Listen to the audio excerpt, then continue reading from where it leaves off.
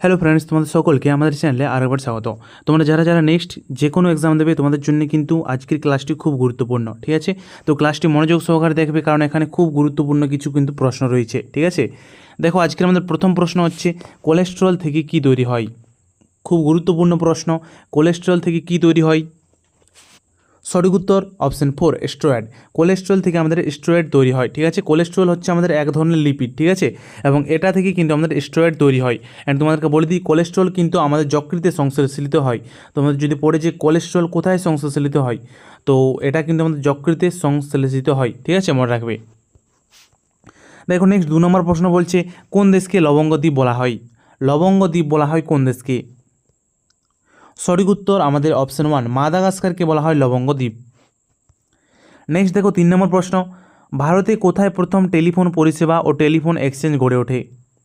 ভারতে প্রথম telephone service বা সেটাকে আমরা বলি টেলিফোন পরিষেবা ও টেলিফোন এক্সচেঞ্জ কোথায় গড়ে ওঠে? সেটা হচ্ছে আমাদের কলকাতাতে, ঠিক আছে? কলকাতাতে ভারতের প্রথম টেলিফোন পরিষেবা ও টেলিফোন এক্সচেঞ্জ কিন্তু গড়ে উঠেছিল, ঠিক আছে?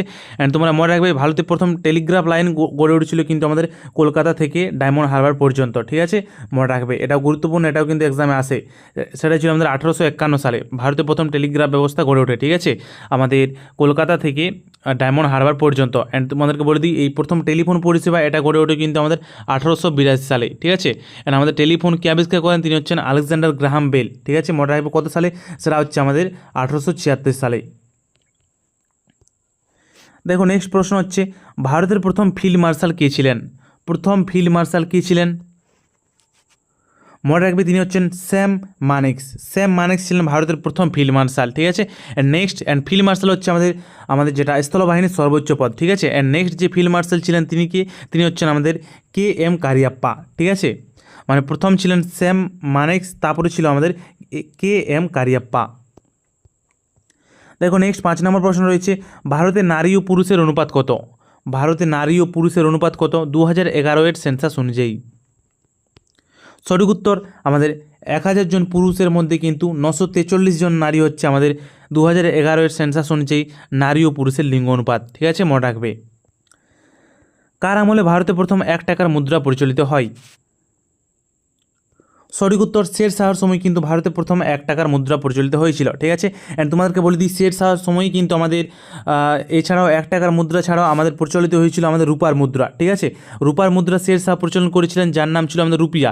এছাড়াও তিনি কিন্তু তামার মুদ্রা প্রচলন করেছিলেন, সেটার নাম ছিল আমাদের দাম, ঠিক আছে?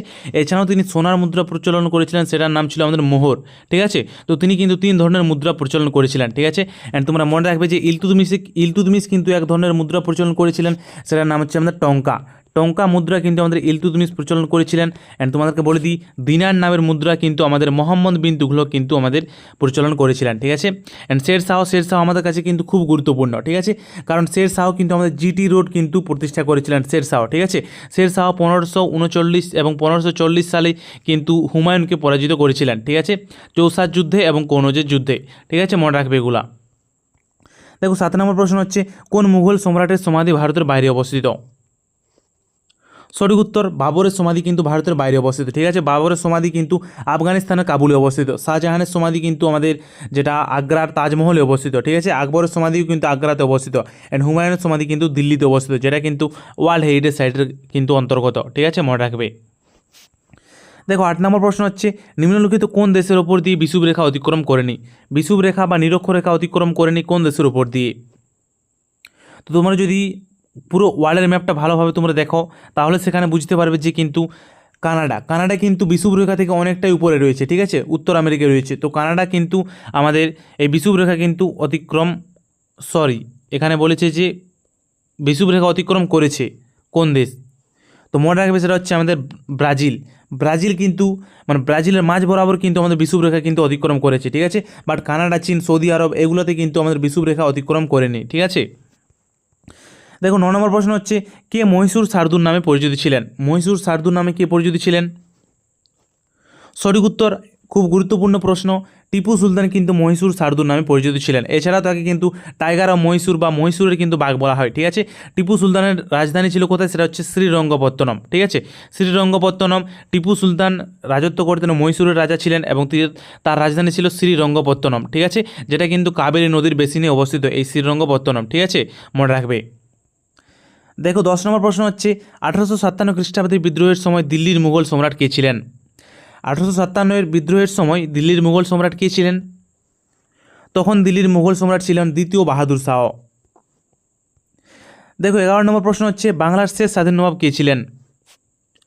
সঠিক উত্তর আমাদের অপশন বি, সিরাজউদ্দৌলা ছিলেন বাংলার শেষ স্বাধীন নবাব। ঠিক আছে, তোমাদেরকে বলে দিই সিরাজউদ্দৌলা তিনি কিন্তু তার সাথে কিন্তু আমাদের 1757 সালে কিন্তু 23শে জুন পলাশির যুদ্ধ হয়েছিল। খুব গুরুত্বপূর্ণ, মনে রাখবে এই ডেটটিও মনে রাখবে, 23শে জুন হয়েছিল আমাদের পলাশির যুদ্ধ।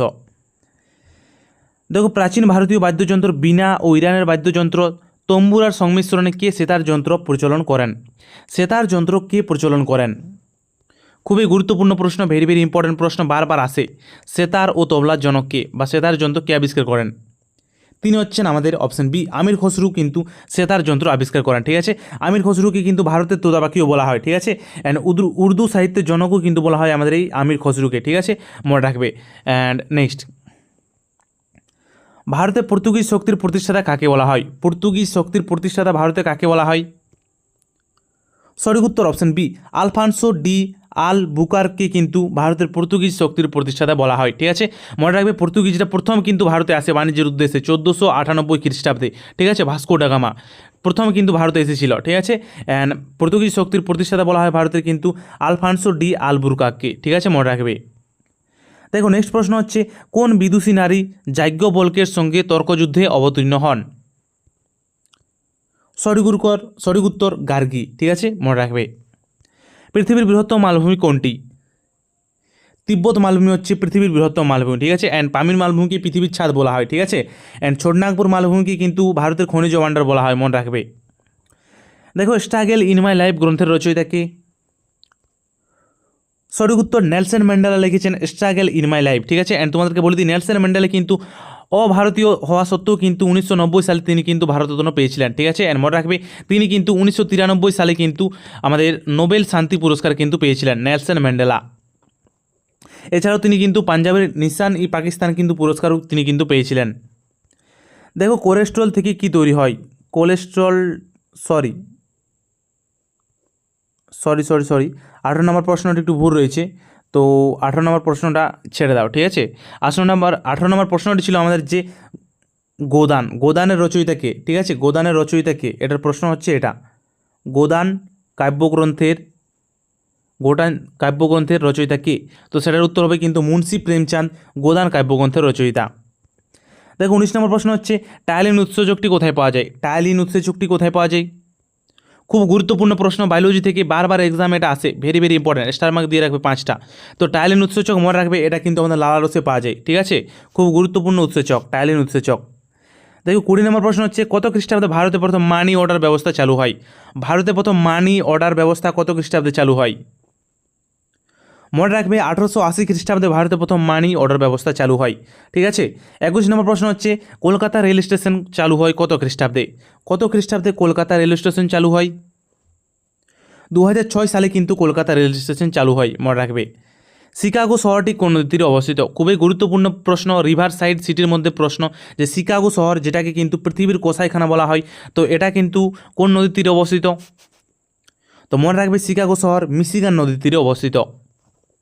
নিম্নলিখিত কোন দিনটিকে বিশ্ব নাগরিক দিবস হিসেবে পালন করা হয়? বিশ্ব নাগরিক দিবস বা ওয়ার্ল্ড সিনিয়র সিটিজেন ডে কবে পালন করা হয়? সেটা পালন করা হয় কিন্তু আমাদের 21শে আগস্ট। 24 নম্বর প্রশ্ন নাসিক শহরটি কোন নদীর তীরে অবস্থিত? নাসিক শহরটি কোন নদীর তীরে অবস্থিত?